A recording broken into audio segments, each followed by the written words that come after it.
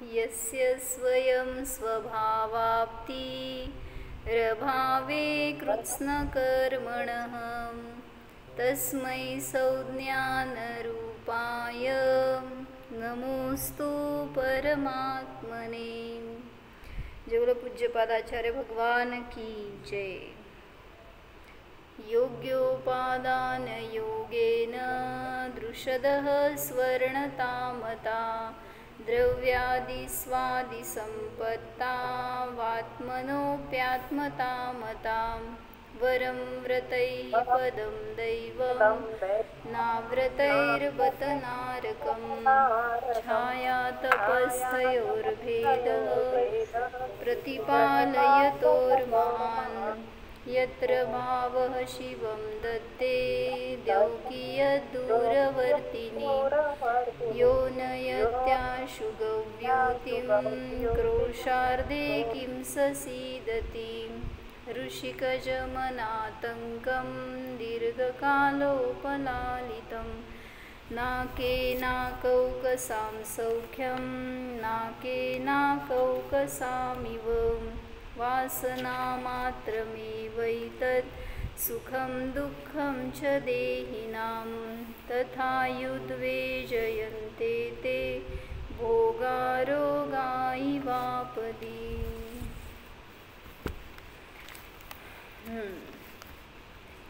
एक सांगितलं, शुद्ध आत्म्याचा अनुभवच निर्वासना स्वरूपाला देणारा आहे। त्याला सोडून जे काय आपण सांसारिक विषय भोगांची इच्छा करतो, भोगतो, ते सगळं सांगितलं कल्पना मात्र सुख आहे त्याच्यामध्ये, किंवा ते नियमाने आपल्याला आश्रव बंधाला कारण आहे, नियमाने दुःखाला कारण आहे। म्हणून सांगतायत की एकदा स्वभावाचा अनुभव करा तर वास्तविक सुख कशात आहे ह्याचा आपल्याला निर्णय करता येतो। म्हणून आत्म्याचा निर्णय करण्यासाठी जर दुपारची तुम्ही न्यायदीपिका ऐकत असाल तर जे न्यायदीपिकेचं वरचं मुखपृष्ठ आहे ना, त्याच्यावर असलेला चार्ट, त्याचं एक्सप्लेनेशन केलं आहे एका परवाच्या प्रवचनात दुपारच्या। मग त्याच्यामध्ये त्या चार्टमधून त्यांनी घेतलं आहे की आत्म्याचा निर्णय कसा करायचा। मग जेव्हा आपण जाणतो आत्म्याला त्यावेळेस एकतर त्याच्यामध्ये संशय आहे, विपरीतता आहे किंवा अनध्यवसाय आहे। मग जर ही खोटी ज्ञान असतील तर तोपर्यंत आत्मा जाणीवेत येणार नाही, आत्म्याचा निर्णय होणार नाही। मग तुम्हाला ध्यानाला बसायचं आहे तर त्याच्यासाठी पण तो निर्णय आवश्यक आहे ना, कारण तुम्ही बसला ध्यानाला आणि तिथं कशाचा अनुभव झाला हे तुम्हाला कसं कळायचं। जो मी अनुभव घेतलेला आहे तो आत्माचा आहे का हे कसं निर्णय करणार। ह्याच्यासाठी म्हणून एक बॅकग्राऊंड पाहिजे ती। म्हणजे संशय ज्ञान कशाला म्हणायचं, हे का ते, थोडक्यात साप आहे का दोरी आहे, असं जे काही विचार आहेत ते सगळं संशय ज्ञान आहे। मग तसं ध्यानाला बसल्यावर मी जाणलो तो आत्माच आहे का दुसरं काय आहे। मग हे असं जर झाला अनुभव तर तुम्हाला झालं का आत्मानुभव, सम्यक दर्शन झालं का, ध्यान झालं का तुमचं। मग निर्णय करता यायला पाहिजे ना, नाही मला जो अनुभवात आला तो आत्माच आहे, तो मीच आहे, असं जेव्हा तुम्ही प्रामाण्यपूर्वक त्याला लावणार ना शिक्का, त्यावेळेस तिथं ते निर्णयात्मक ज्ञान झालं। नाही तर जोपर्यंत अजून निर्णय करत नाही तोपर्यंत तुम्ही शुभ भावातच आहे। म्हणून शुद्ध भावापर्यंत जाण्यासाठी म्हणून ध्यान शिबिर आहे। मग त्याच्यामध्ये सहज आहे ती क्रिया, म्हणजे तुम्ही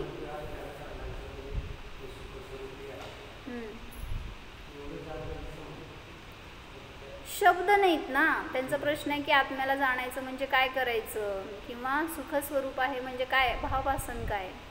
मग तिथं शब्द नाही आहेत। हे जसं म्हटलं माताजी सांगतात ना, मी मनुष्य आहे, तुम्हाला काय फील झालं, कसं निर्णय करताय तुम्ही, ध्यान करताय का मी मनुष्य आहे, मी मनुष्य आहे, मी हे नाही आहे म्हणजे मी मनुष्य आहे, मी ते नाही आहे म्हणजे मी मनुष्य आहे। काय करावं लागतं, सहजतेने अनुभव आहे ना तो एक। मग असा सहजतेने अनुभवायचा प्रयत्न करायचा। ॲक्च्युली सगळं हे नाही ते नाही ते नाही, निगेटिव्हातून आपण पॉझिटिव्हकडे जाऊ शकत नाही।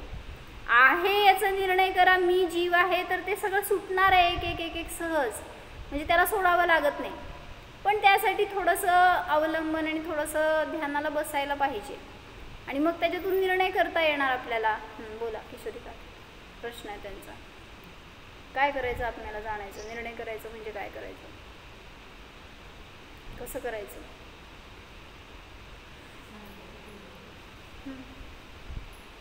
सहज जानन दशा आहे, त्या जाणणाऱ्याचा निर्णय करता यायला पाहिजे. आणि अवघड नाही आहे. आपण काय करतोय माहिती का, त्या ध्यानाला, त्या आत्मानुभवाला अवघड असं एक मारून घेतलंय डोक्यामध्ये. आणि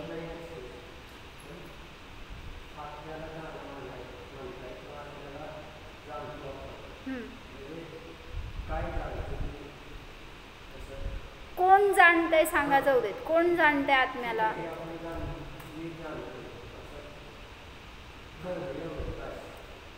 पण मी जो जाणतोय ना तो मी आहे ह्याचा निर्णय नाही आहे आपल्याला.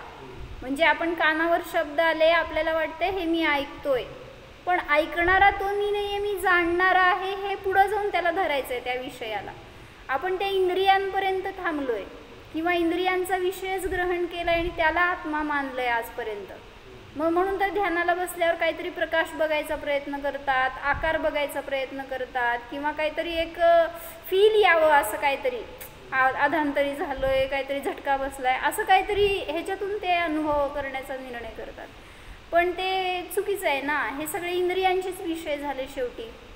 म्हणून जेव्हा अनुभव करणार आहे ना त्यावेळेस तो इंद्रियातीत असणारा विषय सांगणं खरंच माझ्यासाठी तर बहुतेक नाही शक्य. तुम्ही बोला की, तुम्हाला अजून चांगलं सांगता येईल.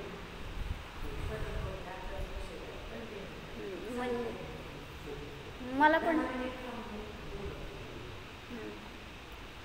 म्हणजे 10 मिनिटं आम्ही ध्यान करू का? 10 मिनिटांनी सांगणार आहेत म्हणे ते.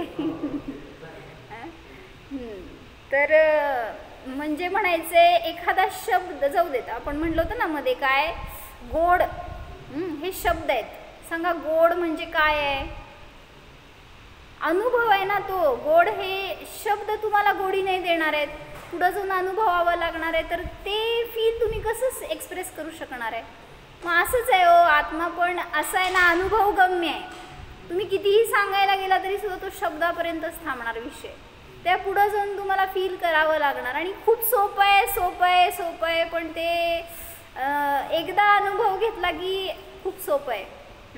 घेईपर्यंत सोपंच आहे. नको अवघड म्हणायला त्याला. अवघड म्हणलं की घाबरता तुम्ही लोक. पण करायला पाहिजे प्रयत्न. आपण आजपर्यंत केला नाही म्हणून अपरिचित आहे एवढंच, पण अवघड नाही आहे. म्हणून त्याला जाणायचं तर आपण बाकीचे पुरुषार्थ करतोय सगळे, पण ते पुरुषार्थ पुन्हा पुद्गलापर्यंतच नेतात आपल्याला.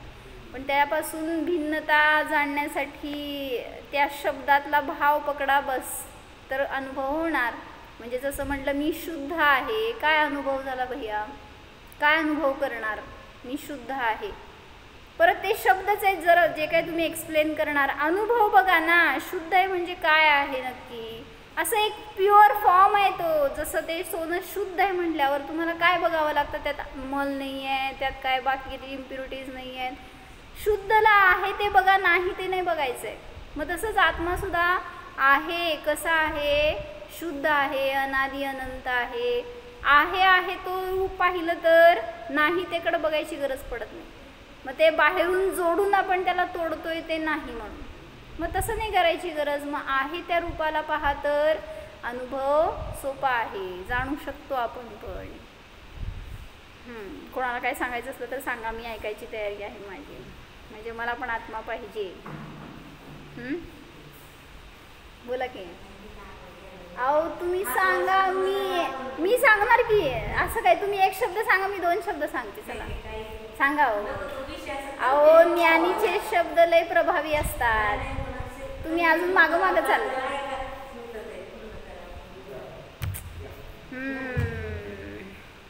तर काय सांगत होतो की जी आत्मानुभूती आहे ती, त्याच्यामध्ये वासना नाही, त्याच्यामध्ये भ्रम नाही, त्याच्यामध्ये कल्पना नाही. तो एक खरा अनुभव आहे.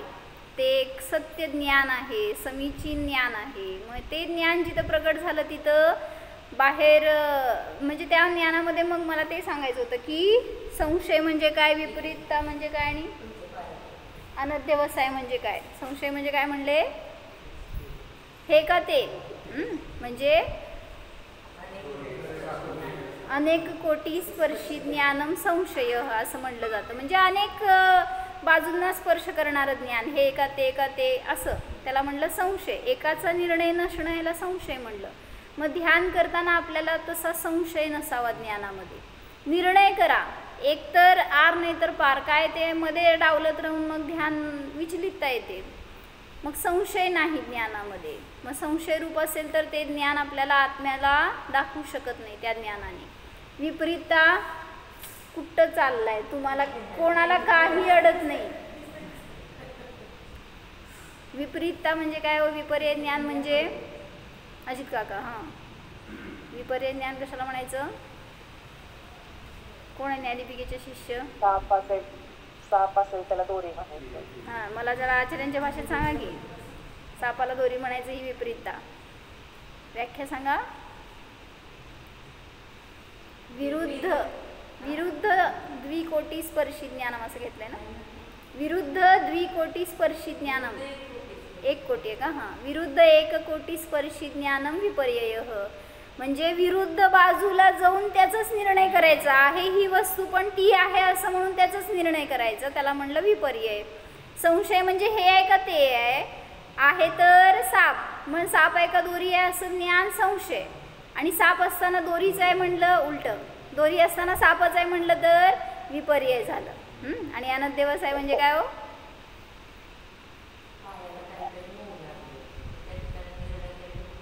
अज्ञान.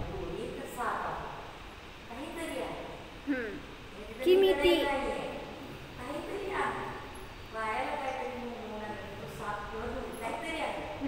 किमिती आलोचन मात्र अनद्यवसाय. काहीतरी आहे असं म्हणणं हे अनद्यवसाय ज्ञान आहे. आत्मा काय हो?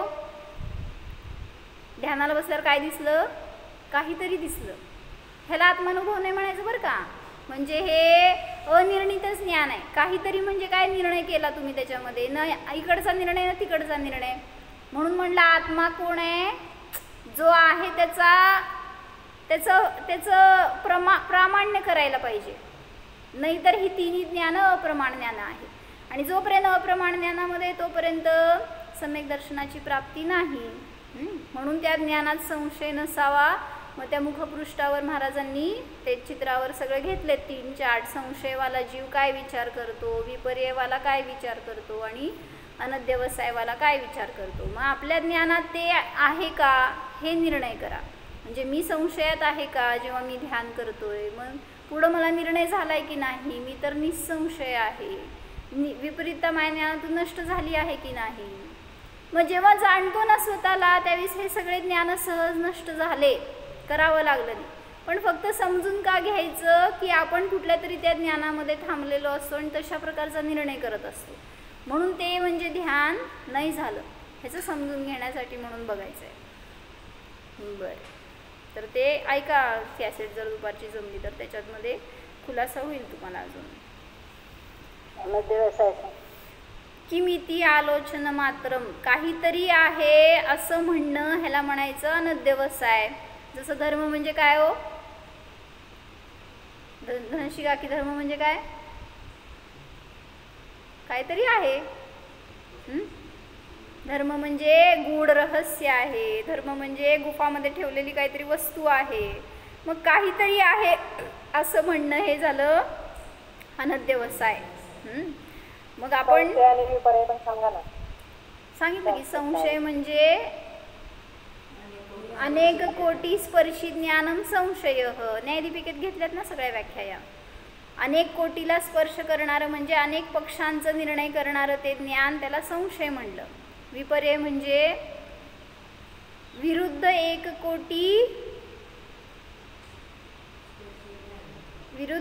कोटी स्पर्शी ज्ञानम विपर्यय. आता बघून घ्या, मी पण लय वर्षात बघितली नाही व्याख्या ती, थोडं काही शब्द कमी जास्त असले तर.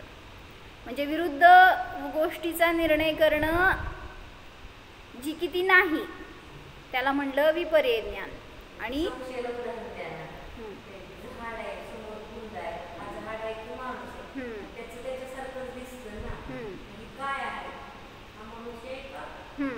मग कधी होतो संशय म्हणलं?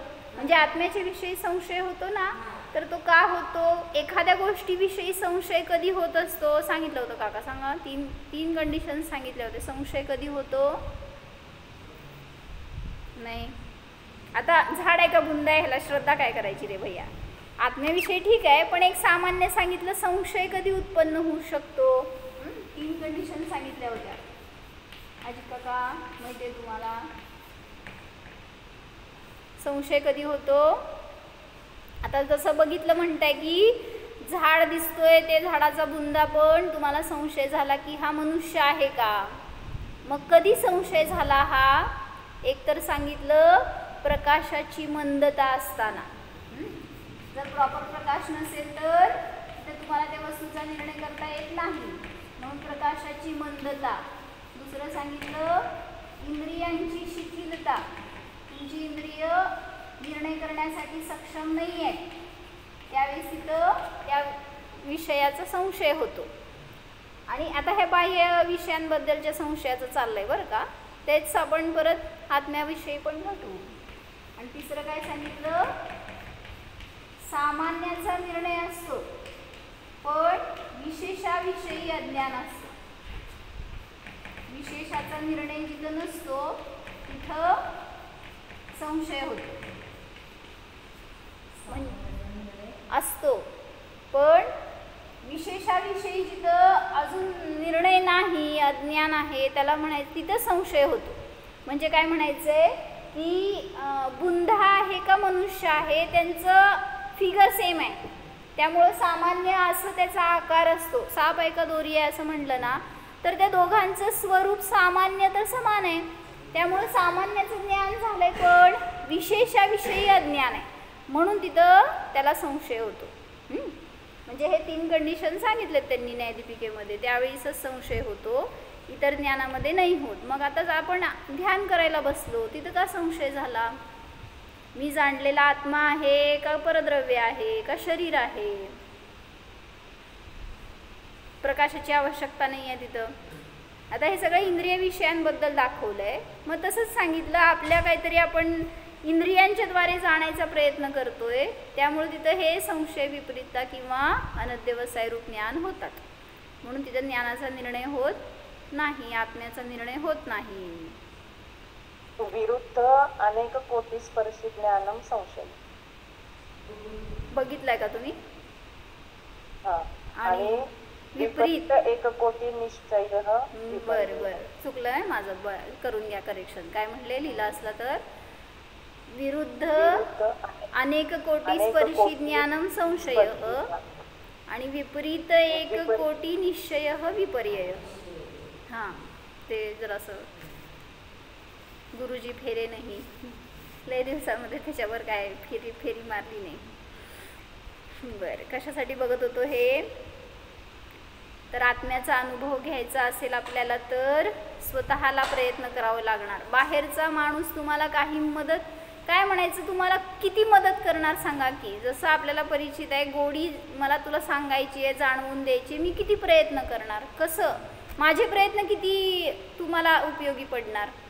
मग तिथं सांगणारे आहेत ध्यान शिबिरामध्ये, पण तुम्हाला कॅसेट लावतील, सांगतील, तुम्हाला मार्गदर्शन करतील, पण ते किती तुम्हाला आत्मा देऊ शकणार? म्हणजे मला पुरुषार्थ करायचं आहे हो, जे काय करायचं आहे ना कार्य, ध्यान करायचं, तर ध्यानामध्ये सुख असतं का दुःख असतं? उगी मला शास्त्रातलं सांगू नका काय तर. ध्यानात सुख असतं का दुःख असतं भैया? सुख असतं. कधी केलंय का? उगाच सुख असतंय. म्हणजे सुख असतं तर त्याचा फील व्हायला पाहिजे ना. मग ते ध्यान केल्यावर जिथं आनंद आला ना, जिथं भार नाही वाटला, जिथं सहजतेने आपल्याला अनुभव झाला, तिथं समजून घ्या जरासं आपण कुठंतरी गेलो असणार. पण जेव्हा निर्णय करणार आहे तिथंच ध्यान होणार आहे, अन्यथा नाही. म्हणून सांगितलं की बाहेरचे आपल्याला आत्मा देऊ शकत नाहीत, आणि तुमचा आत्मानुभव झाला का हे पण कोणी सांगू शकत नाही. ते फक्त बस वे दाखवणार आहेत तुम्हाला सगळं साहित्य देणार आहेत, बरोबर करायचं तुम्हाला, पण पुरुषार्थ शेवटी तुम्हालाच करावं लागणार. म्हणून ध्यान शिबिर करणार असाल कोण तर त्याच्यासाठी आत्तापासून थोडंसं ज्ञानाला दिशा द्या, थोडं ध्यानाचे प्रयोग करा घरामध्ये. आणि ध्यानाला बसल्यावर आपल्याला आत्ता काय दिसतंय ह्याच्यावरनं तर समजून घ्या. म्हणजे तुम्हाला टॅली करायला आत्ता चान्स आहे. हो, मी ध्यानाला बसल्यावर मला जो काय अनुभव होतो, जे काय येतं ज्ञानामध्ये, तो आत्माचा आहे का हे शास्त्राच्या आधाराने परत निर्णय करू शकताय. तिथे गेल्यावर शास्त्र मिळणार नाही आहे तुम्हाला, बस प्रॅक्टिकलच करायचं आहे. मग आत्ता दोन्ही करा, थेअरी पण करा, प्रॅक्टिकल पण करू शकता. मग ह्याच्यातून कॉन्फिडन्स आल्यावर ध्यानामध्ये आनंद येईल. म्हणजे पहिल्या ध्यान शिबिराला बसल्यावर लगेच पहिल्या दिवशी पहिल्या तासाला अनुभव होतो असं नाही आहे. होणार पण अवघड किंवा इम्पॉसिबल नाही आहे ते, पण होईलच असं नाही. पण त्यासाठी जरा असं सातत्य पाहिजे, जरा पेशन्स पाहिजेत, थोडं प्रयत्न पाहिजेत आपले, तर ते करणं आवश्यक आहे. म्हणून आत्ता थोडं वेळ तरी ध्यान करा. फारच बसलाय का ध्यान शिबिरला? बसायचं आहे का? नको का? होत नाही? मग होत नाही ते करायचं असतं का होत आहे ते करायचं असतं? म्हणजे ती गोष्ट आपल्याला जर सुख देणारी आहे तर करायला पाहिजे. आत्ता करतो का नाही ध्यान? मग आत्ता करायला चालतंय का नाही? जाऊ दे, ध्यान शिबिरला नको, आत्ता चालतंय का नाही करायला? त्याच्याशिवाय सुख नाही आहे भैया. कारण जेवढं आपण आपल्या रूपाने राहणार ना, आत्मरूपाने, त्याला सुख आहे. आणि जेवढं परामध्ये मिसळायला जाणार, काय ना काय पराचं कर्तव्य करायला जाणार, तर दुःख आहे तिथं. म्हणून सगळं करत असताना आत्म्याचा अनुभव करत राहणं, ह्यालाच ध्यान म्हणायचंय. ध्यान म्हणजे असं बसायचंय, बसा नाही असं नाही, पण जी धारा आहे ती चालू ठेवू शकतो ना. जसं मी आत्ता पुरुष आहे, स्त्री आहे, मनुष्य आहे, ही धारा चालू आहे सतत. त्यासाठी थोडी आपल्याला काय पुरुषार्थ करावा लागतो. मग ज्ञानीला तशी सतत धारा सहज असते. मी ज्ञानवाला आहे, मी जीव आहे. कोण आहे आपण? असं मग वाटतं का घरात काम करताना, स्वयंपाक करताना जीव दिसतो का? नाही दिसत. मग स्वयंपाकच दिसते. काय दिसते जेवण करताना, झोपताना?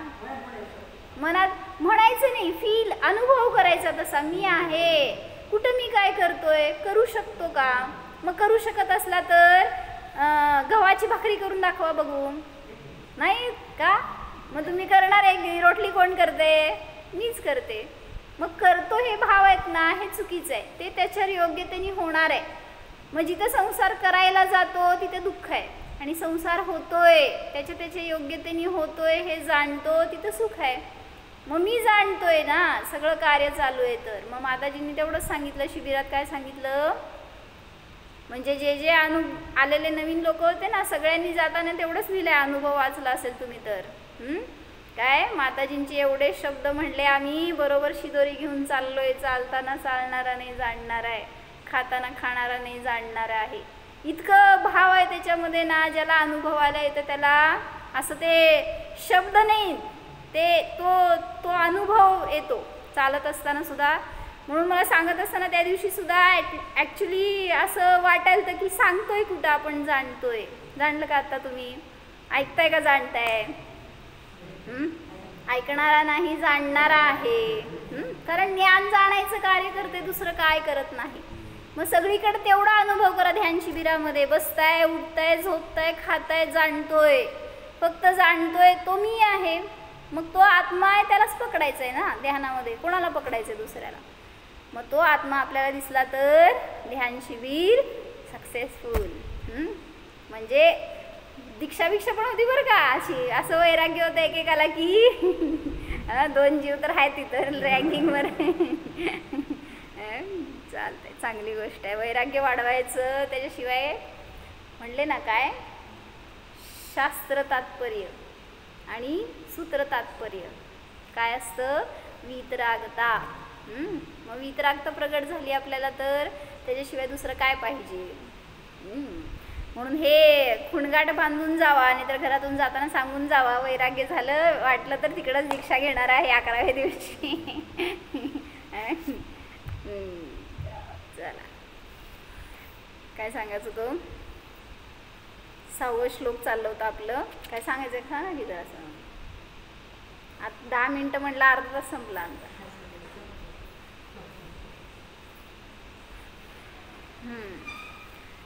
तर ध्यान करताना आपल्याला ध्यानामध्ये प्रमाद व्हायला नको. प्रमाद कशाला म्हणायचं हे काल बघत होतो आपण. कशाला म्हणलं प्रमाद? कुठं ठेवले मी खडू? कशाला म्हणलं प्रमाद? हां, आत्म्यामध्ये किंवा आत्म्याच्या विषयी असावधानता, आत्म्यामध्ये झोपलेला असणं ह्याला म्हणायचं प्रमाद, किंवा आत्म्याची जागृती नसणं ह्याला म्हणायचं प्रमाद, किंवा अन्य विषयांची रुची असणं ह्याला म्हणायचं प्रमाद, किंवा स्वतःला अन्य रूप मानणं ह्याला म्हणायचं प्रमाद. जे काय मिथ्यात्व आहे, कषाय आहेत, हे सगळे प्रमाद आहेत. मग काल ते बघत होतो आपण. किती प्रमादाचे भेद आहेत? 15. कुठले कुठले?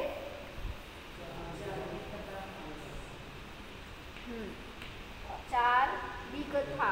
पहिल्यांदा विकथा घेऊ. काय काय? स्त्री कथा, भोजन कथा, चोर कथा आणि राजकथा. समजून घ्या बरं का. पुढं 4 कषाय. कुठले कुठले? क्रोध, मान, माया आणि लोभ. दिसतंय का बोर्डवरचं? पुढं 5 इंद्रिय: स्पर्शेंद्रिय, रसनेंद्रिय, घ्राणेंद्रिय, चक्षुंद्रिय आणि कर्णेंद्रिय.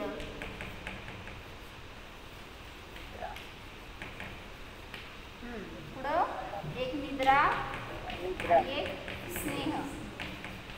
किती झाले? 4 आणि 4 8 आणि 5 13 आणि 1 14 आणि 1 15. तर असे एकूण 15 प्रकारचे प्रमाद आहेत. तर या आपण जे पण विचार करतो, प्रतिसमयाला जे पण चालू आहे आपलं परिणमन, त्याच्यामध्ये हे 15 प्रकाराच्या प्रमादाचा काही ना काही भेद असतो. म्हणजे जेव्हा आत्म्याविषयी सावधानता आहे तिथं कुठल्या ना कुठल्या प्रकारचा प्रमाद असतोच. आणि प्रमाद हा चांगला नसतो. आपल्याला आळस आल्यावर झोपला तर चांगलं का वाईट? आता आळस आल्यावर झोपणारच की. मग सुख का दुःख? अज्ञानीला ते सुख आहे. झोपायला झोपलं तर सुख का दुःख पारस? तुम्हाला काय तर असू दे, मला आपलं सुख आहे. म्हणजे भूक लागल्यावर जेवलं तर सुख का दुःख? मग त्यातून सुख येते ही मान्यता प्रमाद आहे हो, हे सांगायला लागले. म्हणून आपले विचार खोडायचे आहेत. आपल्याला आपलं कृती बदलायची, ती बदलली जाणार आहे. विचार पहिल्यांदा बदला. तर काय सांगितलं?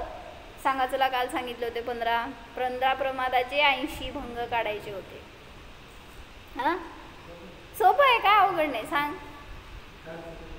हां, एक सांग कसं. हां, थांब आता इथं लाव.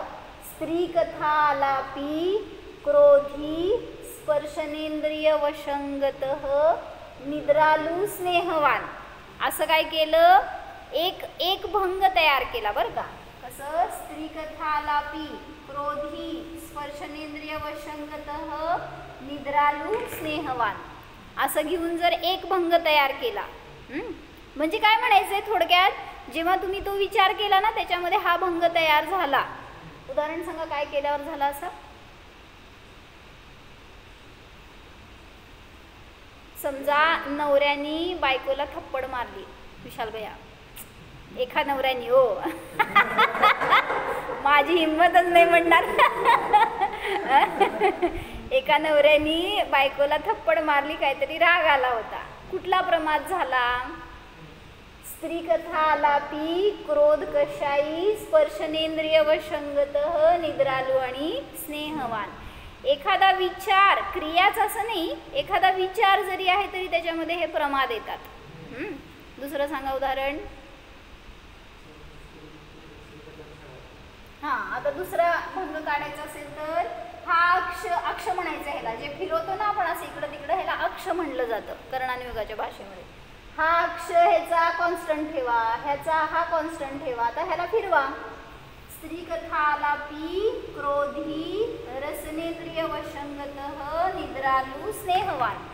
असं जर केलं आपण तर स्त्री कथा आलापी, क्रोधी, रसनेंद्रिय वशंगत, निद्रालू आणि स्नेहवान. आता रसनेंद्रियाच्या मध्ये वचन सुद्धा येतात. म्हणजे जर काय वचनाच्या निमित्तात कोणाचे भाव हट झाले असतील, कोणाला वाईट वाटलं असेल वगैरे, तरी तो भंग येतो. मग त्यामुळे एखाद्या स्त्रीविषयी क्रोधाने आपण काहीतरी दुर्वचन बोलले, कोणाची निंदा केली तर काय झालं, हा भंग झाला. म्हणा काय झालं, स्त्री कथा आलापी म्हणायचं, हे म्हणायला शिकवलं जाते कर्णानी योगात बरं का. स्त्री कथा आलापी क्रोध कशाई रसनेंद्रिय वशंगतः, त्याच्या वश झाला. निद्रालू आणि स्नेहवान, तर हे दुसरा भंग झाला. आता तिसरं सांगा विशाल कसं होणार. आता हा अक्ष फिरवायचा पुढं, कसं होणार, थांबा थांबा थांबा, हा क्रोध कशाई घ्राणेंद्रिय वशंगतः निद्रालू स्नेहवान, असं. आता परत तसाच अक्ष फिरवायचा, कुठं जायचं सांगा जिथं का. स्त्री कथा आलापी क्रोधी चक्षु इंद्रिय वशंगतः, असे शब्द ह्याला लावले तो त्या ग्रंथामध्ये. वशंगतः स्त्री कथा, ही विकथा आलापी म्हटलं जातं, विकथांच्या मध्ये अडकलेला.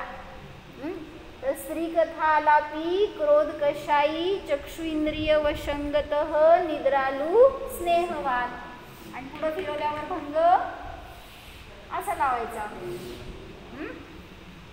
काय कर्णेंद्रिय ना. हा तर स्त्री कथा आलापी क्रोध कशाई कर्णेंद्रिय वशंगतः निद्रालू स्नेहवान. उदाहरण सांगा, असं घ्या, उदाहरण सांगा एक.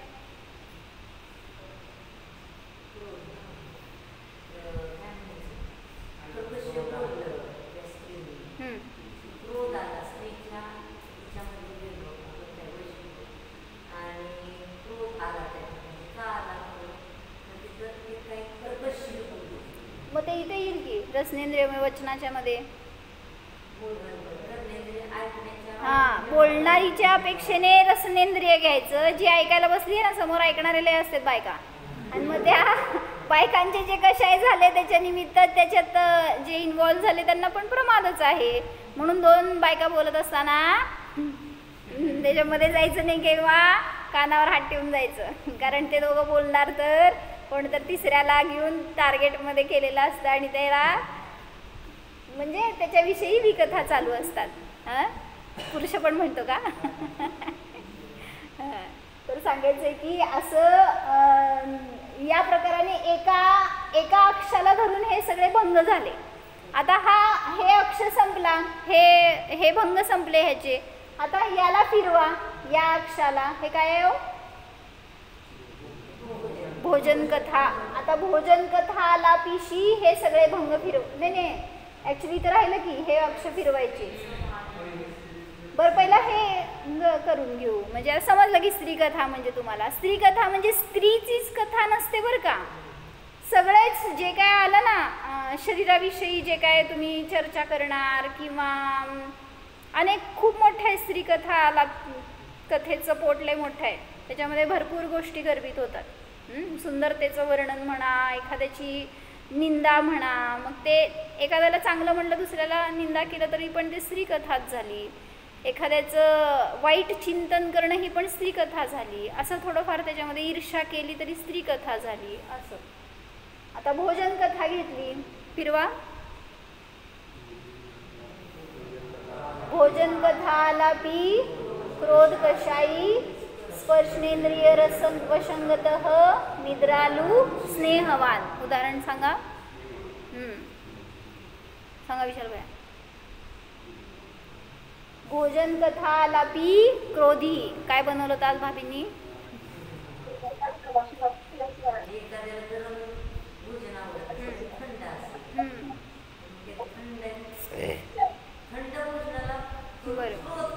बरोबर. हां, भोजनाच्या विषयी कशाय झालेत तुम्हाला. मग कसं होतं भोजन, जसं पाहिजे तसं नव्हतं. रोटली केली तर अशी वातड होती, भाकरी केली तर जाड जाड होती, काय असं जे काय स्पर्शनेंद्रियाने कशा असते हो आजी. तर भोजन कथेच्या विषयी क्रोध कशाय झाला आणि तिथं स्पर्शनेंद्रियाच्या वश झाला. त्यांनी म्हटलं असं का हाताला पोळलं किंवा थंडगार लागलं, मग ते नको होतं तसं जेवण, मला गरम गरम खायचं होतं आणि थंडगार दिलं म्हणजे स्पर्शनेंद्रियाच्या वश झाला. आणि मग त्याच्या निमित्तात जे काय कशाय झाले, प्रमाद झाला, स्वभावामध्ये झोपला आणि पराशी अटॅच आहे म्हणून तिथं निद्रालू आणि स्नेहवान म्हटलं.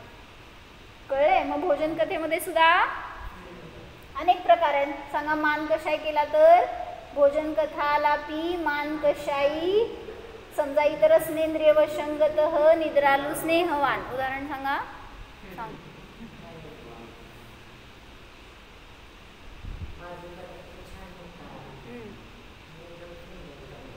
जाऊन या त्यांच्याकडे त्यांचे पदार्थ छान होतात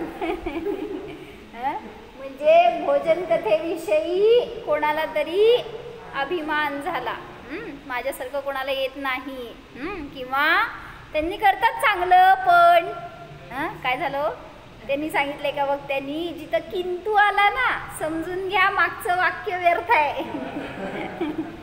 काय झालं कुठं पण असू देत, त्यांनी बिझनेस खूप छान करतात बरं का, पण माझ्यासारखं नाही असं, किंवा वॉट एव्हर, जिथं किंतु आला परंतु आला पण आला तिथं मागचं वॉशआउट करून टाकायचं, मी पण आला. म्हणजे सगळेजण छान सांगतात पण मी काय म्हणते नाही बरं का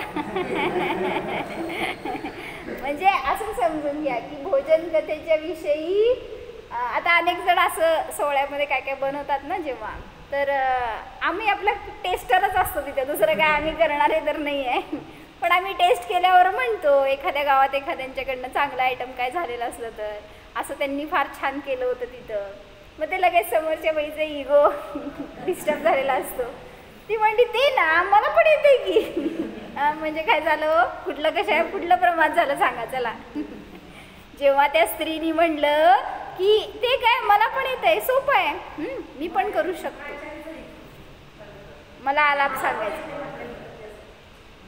नाही. हां, भोजन कथा आलापी मान कशाई नाही, खाऊन बघितलं नाही रे भैया तिने, मी म्हणलं ना त्यांना की त्यांनी खूप छान केलं होतं म्हणल्यावर कर्णेंद्रिय वशंगत, कानाने ऐकलं ना, डिस्टर्ब होऊन गेला माणूस तो, म्हणजे ती बाई काय झालं, इतके ते वचन कठोर वाटले की मला का नाही म्हणलं असं, तिला म्हणलं, म्हणजे कर्णेंद्रियाच्या वश होऊन स्वभावामध्ये झोपला आणि पराशी अटॅच. मग असे अनेक कशाय अनेक प्रमाद आपल्याकडनं निरंतर चालू असतात आणि जिथं प्रमाद आहे तिथं कर्मांचा आश्रव बंद आहे, कसं निघणार बाहेर, मग 6व्या गुणस्थानापर्यंत प्रमाद आहे, म्हणजे प्रमादचं अस्तित्व तिथंपर्यंत आहे, त्याच्यानंतर जीव प्रमादी होतो, मग ते प्रमाद आपल्याला नियमाने संसारात भ्रमण करवणारे आहेत, नियमाने आश्रवबंधाला कारण आहे, दुःखाला कारण आहे, मग आपण करतो त्या सगळ्या विचारांमध्ये हे सगळे प्रमाद बघायचे घटवून. आता एक वाक्य तुम्ही सांगा मला, नाहीतर मी सांगणार आहे चोर कथा. हां सांगा.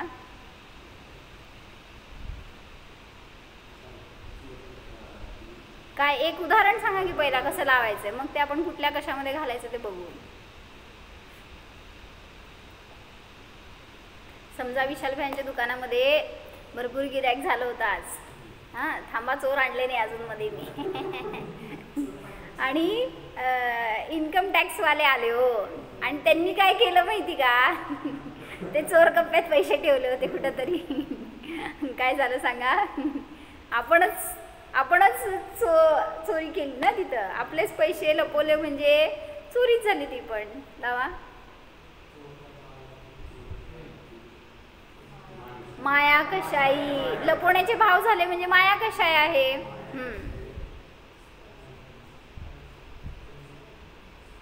स्पर्शनेंद्रिय वशंगत, त्याच्याच वश झालो आणि ते काढून ठेवलं, लपून ठेवलं वगैरे.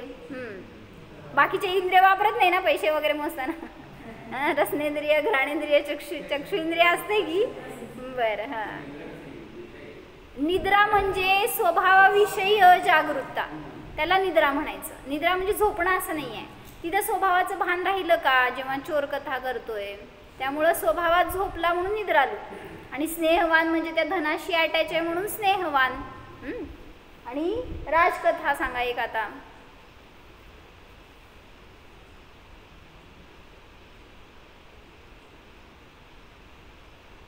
पेपर असताय ना, एक पेपर उघडलं की सगळ्या कथा त्याच्यामध्ये येतात. हां, सगळे प्रमाद म्हणून पेपर वाचायचं, न्यूज बघायची का. इंडिया हरली होय. जिंकली म्हटली असती तर जरा चांगले आलाप लागले असते. हारली होय. बरं सांगा, इंडिया हरली, काय झालं काका. किती किती कशाचं दुःख झालं. राजकथा आलापी, क्रोध कशाई. हां, असलं काय खेळते तुम्ही, पैसे खातेत, किती किती कशाय करतो आपण इथं बसून. त्यांचं त्यांना माहिती असतं तिथं, पण इथं आपण आपले प्रमाद कशाय, क्रोध कशाई. पुढं चक्षुइंद्रिय वशंगत, टी व्हीवर बघितलं असेल तर चक्षुइंद्रिय, कर्णेंद्रियाने ऐकलं असेल तर कर्णेंद्रिय वशंगत, निद्रालू आणि स्नेहवान. मग मला ॲक्च्युली आज चोराची गोष्ट सांगायची होती, पण उद्या ऐकू आपण. आलाप सगळे आलाप लो त्याच्यामध्ये. बरं, कशासाठी झालं हे सगळं, तर जेव्हा आपण ध्यानाला बसतो त्यावेळेस हे असे सगळे प्रमाद व्हायला नकोत आपल्याकडून. मग जेव्हा मी निष्प्रमाद आत्म्याला जाणतो त्यावेळेस ह्या सगळ्या प्रकारचे आश्रव थांबले तिथं. म्हणजे आत्मा कसा जाणवेत आला आपल्याला, तिथं विचार करा, माझ्यामध्ये क्रोध कशाय झालाय का, मान आहे का, माया आहे, लोभ आहे, मी कुठल्या कशायामध्ये अडकलोय. मग कशायात आहे तर आत्मा दिसणार का. मग कुठल्या विकथेचा विचार करत असेल तरी पण आत्म्याचा अनुभव होणार नाही. कुठल्या इंद्रियांच्या अवलंबनाने तर अतिंद्रिय आत्मा दिसणारच नाही. आणि स्वभावात झोपलं तर ध्यान काय करणार. म्हणून ध्यानामध्ये तर जागरूकता ठेवायची आणि मी कोण आहे याचा निर्णय करायचा आहे. आणि स्नेहवान बाहेरच्याशी नाही तर स्वतःच्या स्वभावाशी अटॅच व्हायचं आहे. मग त्यालाच ध्यान म्हटलं. म्हणून ध्यानासाठी प्रयोग असा करा की जिथं पराचं संपर्क नाही राहणार, म्हणजे तो सहज दूर होणार. जेव्हा मी जाणतोय त्यावेळेस तिथं त्या जाणीवेमध्ये बस, मला ज्ञान, आत्मा, माझा स्वभाव हे सोडून बाकीचे परद्रव्य कोसो दूर दिसतात. म्हणजे म्हटलं हे शरीरसुद्धा तिथं किती दूर आहे आत्म्यापासून. आत्मा आणि शरीराच्यामध्ये किती अंतर आहे. ज्ञानाच्या अपेक्षेने बघायला गेलं तर हजारो किलोमीटरचं अंतर तुम्हाला माहिती असेल तर तसं इतकं अंतर आहे. पण बघतोय आपण काय, अटॅच्ड आहे. म्हणजे एकमेकांशी काही संबंधच नाही आहे त्यांचा. त्यामुळं आत्मा आपल्याला असा तो भिन्न जाणीवेत येतो. मग परद्रव्य तिथं त्यात आत्म्यात मिसळत नाहीत. फक्त त्यासाठी आपल्याला तसं भेदविज्ञान करणं आवश्यक आहे. म्हणून स्वतःला भिन्न जाणा. हो, जाणा. पहा, या आत्म्यामध्ये प्रमादरूप बंधाचे कारण नाहीच. मी तर निष्प्रमाद स्वरूप आत्मा आहे. मी तर अबंध स्वरूप आहे.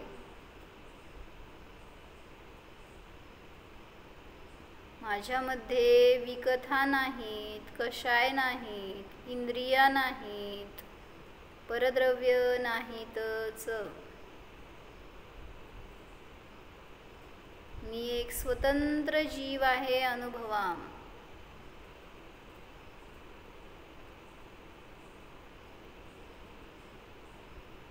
सहज अनुभवा.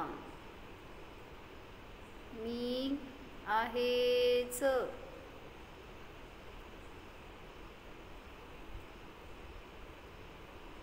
सहज सुख स्वरूपोहम. सहज ज्ञान स्वरूपोहम. सहजानंद स्वरूपोहम.